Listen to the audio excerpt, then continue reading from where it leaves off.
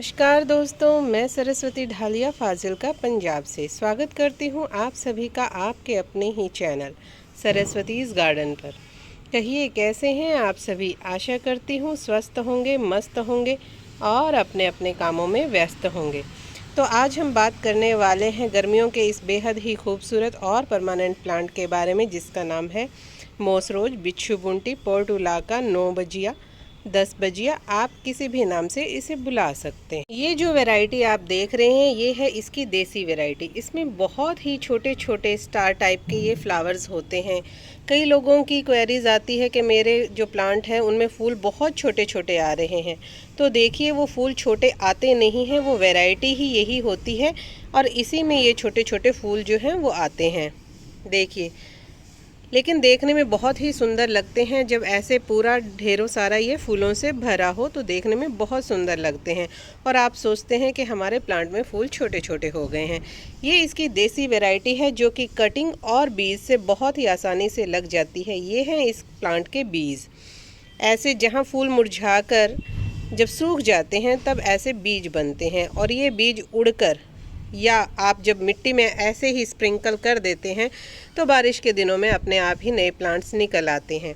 इसे लगाना बहुत बहुत बहुत ही आसान है। अगर आप इसकी कटिंग भी लगा देते हैं तो ये 1 सप्ताह में ही ग्रोथ कर लेती है, जड़ पकड़ लेती है और उसके बाद अच्छी मात्रा में इसमें फ्लावरिंग शुरू हो जाती है। इसमें फ्लावर लेने के लिए आपको ज़्यादा कुछ भी नहीं करना होता, बस इसे पूरे दिन की धूप चाहिए होती है। बात करें अगर मिट्टी की तो सभी प्लांट्स की तरह इसे भी वेल ड्रेन मिट्टी ही पसंद है और वैसे पोर्टुलाका किसी भी प्रकार की मिट्टी में आराम से ग्रो हो जाता है। चाहे कितनी ही चिकनी मिट्टी हो, क्लेई मिट्टी हो, जैसी मर्जी मिट्टी हो, उसमें बहुत अच्छे से इसकी ग्रोथ होती है। लेकिन अगर आप बिगिनर्स हैं तो अच्छी मिट्टी बनाएं जिसमें पानी ना रुके, क्योंकि इस प्लांट को पानी कम पसंद है। ज़्यादा पानी से ये प्लांट ख़राब हो जाता है क्योंकि इसकी जड़ें जो होती हैं बहुत ही छोटी होती हैं और ये एक सकुलेंट वैरायटी का प्लांट है जिसकी पत्तियों में पानी स्टोर रहता है। इसलिए पानी इसे आप कम ही दें अगर आपको अच्छी फ्लावरिंग चाहिए तो। वैसे तो ये प्लांट जो है वो 10 से 15 रुपए के बीच में आपको नर्सरी में मिल जाएगा। कहीं कहीं इसका प्राइस बहुत ही सस्ता है और कहीं पर ये 25 रुपए में भी प्लांट आपको मिल जाता है। लेकिन अगर आपके किसी भी दोस्त, रिश्तेदार या पड़ोसी के घर ये प्लांट है तो आप उनसे इसकी छोटी से छोटी कटिंग, सिर्फ इतनी ही कटिंग अगर आप इसमें लाकर लगा देंगे तो ये प्लांट थोड़े ही दिनों में आपका ऐसे ही बुशी हो जाएगा। मैंने भी इसकी बिल्कुल छोटी सी ही कटिंग लगाई थी और आज ये इतना ज़्यादा बुशी है। इसके 3-4 प्लांट मैंने और भी बना रखे हैं और जब ये बीज निकलते हैं तो मैं ये बीज इसी में वापस डाल देती हूँ और ये साथ के साथ ग्रो होते रहते हैं। हाँ, सर्दियाँ जो हैं वो इसका डोरमेंसी पीरियड है, उसके अंदर ये आपके प्लांट की पत्तियां सारी सूख जाती हैं और आपको लगता है कि आपका प्लांट मर गया है, लेकिन ऐसा कुछ नहीं होता। जैसे ही बसंत का सीज़न आता है इसमें पत्तियां आनी शुरू हो जाती हैं और बारिशों का पानी गिरने के बाद बिल्कुल ऐसे ही प्लांट आपका फूलों से भर जाता है।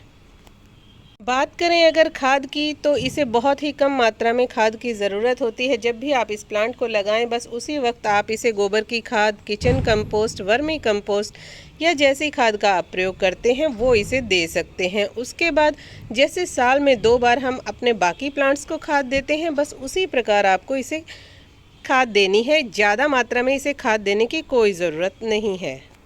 ज़्यादा से ज़्यादा फूल पाने के लिए आपको इसे दिन भर की पूरी धूप में रखना होगा। अगर फिर भी आपके फ्लावर नहीं आते हैं तो आप इसे केले के छिलकों का पानी या प्याज के छिलकों का पानी या चाय पत्ती की जो पत्ती होती है उसे सुखाकर पीसकर उसका पानी भी आप इसे दे सकते हैं, या चाय पत्ती आप पीसकर इस पर स्प्रिंकल भी कर सकते हैं। उससे भी फ्लावरिंग बहुत अच्छी होती है। बाकी इस प्लांट को किसी भी चीज़ की कोई रिक्वायरमेंट नहीं होती। बारिशों में ये बहुत अच्छी तरह से ग्रोथ करता है। जैसे ही बारिश का पानी इस पर लगता है ये बहुत ही सुंदर हो जाता है और बहुत ही तेज़ी से ग्रो होने लगता है। बात करें अगर गमले की तो आप किसी भी प्रकार के गमले में इसे लगा दीजिए, ये वही शेप ले लेगा। छोटे गमले में छोटा प्लांट लटकता झूलता बहुत सुंदर लगता है और अगर आप ऐसे लंबाई वाले प्लांट्स में लगाते हैं तो ये पूरा ऐसे भर जाता है, यानी कि ग्राउंड कवर के लिए ये बहुत ही अच्छा प्लांट है। बात करें अगर पेस्ट अटैक की, तो इसमें मिलीबग का अटैक ज़रूर हो जाता है, जो कि वाइट कीड़े होते हैं, लेकिन उसमें भी आपको घबराने की ज़रूरत नहीं होती। अगर थोड़ी मात्रा में वो कीड़े लगते हैं तो जहाँ पर लगे हों, मान लो अगर यहाँ पर लगे हों, क्योंकि टिप्स पर ही ज़्यादातर लगते हैं, आप इसे तोड़कर बस दूर फेंक दीजिए। और अगर फिर भी आपके प्लांट में ज़्यादा हो गए हैं तो आप तेज़ पानी के प्रेशर से धोकर उन्हें हटा सकते हैं। उस वक्त आपको अपने गमले को टेढ़ा करना होगा जिससे पानी सीधा ज़मीन पर गिरे, या फिर आपको साबुन का लिक्विड बनाकर इसके ऊपर डालना है और उसके 2-3 घंटे बाद साफ़ पानी से अपने प्लांट को धो देना है। लेकिन ये काम आपको सुबह जल्दी या शाम को 5 बजे के बाद ही करना है, सारे पेस्ट इस पर से हट जाएंगे। तो दोस्तों, कैसी लगी आपको आज की मेरी छोटी सी ये जानकारी? आशा करती हूँ जानकारी पसंद आई होगी। अगर जानकारी ज़रा भी पसंद आई है तो प्लीज़ लाइक, शेयर और subscribe my channel. Thanks for watching.